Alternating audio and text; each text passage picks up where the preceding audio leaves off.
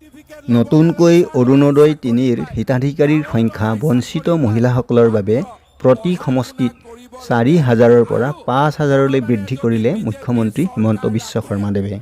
নমস্কাৰ বন্ধু বান্ধৱীসকল, অসমৰ মুখ্যমন্ত্ৰী হিমন্ত বিশ্ব শৰ্মাদেৱে আজি পঞ্চায়ত নিৰ্বাচনৰ এক জনসভাত অৰুণোদয় আঁচনিক লৈ এক বৃহৎ ঘোষণা কৰিছে। ইতিমধ্যে যিসকল মহিলাই অৰুণোদয় ৩ৰ বাবে ফৰ্ম ফিল-আপ কৰি জমা দিছে, সেইসকল মহিলাই অহা জুন মাহৰ পৰা 15 জুলাইৰ ভিতৰত প্ৰথম অৰুণোদয় ৩ৰ আঁচনিৰ ১,২৫০ টকাকৈ প্ৰতিমাহে পাব বুলি মুখ্যমন্ত্ৰী হিমন্ত বিশ্ব শৰ্মাদেৱে ঘোষণা কৰিছে। আৰু যিসকল মহিলাই আজিলৈকে অৰুণোদয় ৩ত নাম অন্তৰ্ভুক্ত কৰিব পৰা নাই বা ফৰ্ম পোৱা নাই, তেনে মহিলায়ো জুন মাহৰ পৰা 15 জুলাইৰ ভিতৰত প্ৰতিমাহে নতুনকৈ ১,২৫০ টকাকৈ পাব বুলি মুখ্যমন্ত্ৰীজনে ঘোষণা কৰে।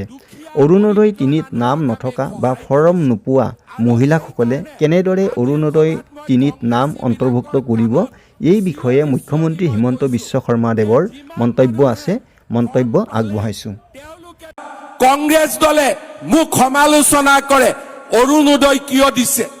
তাৰমানে কংগ্ৰেছ দলক মই সুধিব খুজিছো, আপোনালোকে অৰুণোদয় আঁচনি বেয়া পায় নেকি? আজি 40 লাখ দুখীয়া পৰিয়ালে অৰুণোদয় আঁচনি পাইছে। আপোনালোকৰ এই মানুহবিলাকৰ লগত কি শত্ৰুতা আছে? তেওঁলোকক যেতিয়া মই সুধো, তেওঁলোকে বেয়া পায়, কয় হিতাধিকাৰীৰ সৃষ্টি কৰিছে। হিতাধিকাৰীৰ সৃষ্টি কৰা নাই, দুখীয়া দৰিদ্ৰ মানুহক আমি সহায় কৰিছো।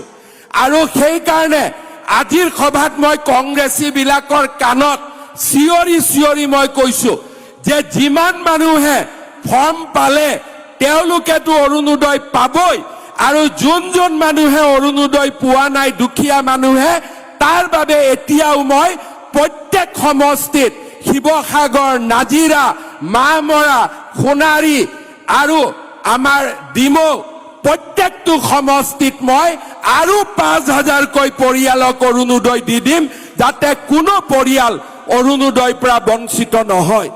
আজি আমাৰ ইয়াত জিলা পৰিষদৰ সদস্যসকল আছে, আঞ্চলিক পঞ্চায়তৰ সদস্যসকল আছে। মই অনুৰোধ কৰিম, গাঁৱত যেতিয়া ইলেকশ্যনত যাব, কোনোবা যদি দুখীয়া মানুহে কয় মই অৰুণোদয় পোৱা নাই, নাম লিখি লৈ আহিব। ইলেকশ্যনৰ পিছত তেওঁলোকক অৰুণোদয় দিয়াৰ গেৰেণ্টি হিমন্ত বিশ্ব শৰ্মাই লৈছে।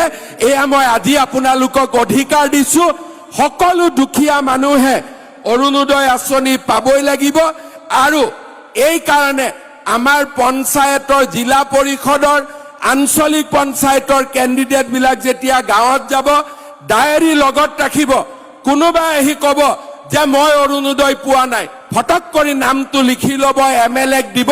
জুন মাহৰ ভিতৰত সকলোকে অৰুণোদয় দিয়াৰ গেৰেণ্টি আজি মই আপোনালোকৰ ওচৰত লৈ গৈছো।